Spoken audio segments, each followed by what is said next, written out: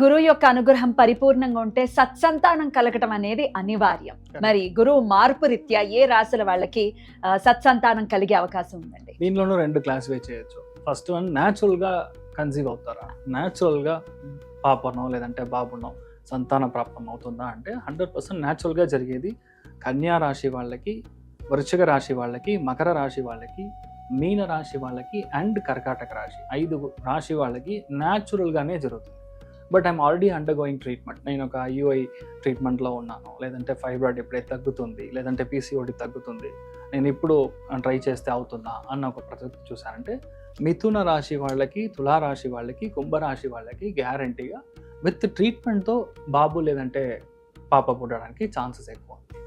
పిల్లలు సత్సంతానం కలగడానికి గురువు యొక్క అనుగ్రహాన్ని ఎలా పొందొచ్చండి? బుధవారం రోజు పొద్దున్న 6 to 7 మేధా దక్షిణామూర్తి వ్రతం అలా ఒకటి ఉంది. సో అది మీరు చూసి దాన్ని బట్టంగా మనం చేసాము అంటే ఆల్మోస్ట్ ఇది వచ్చి 16 weeks చేయాలి.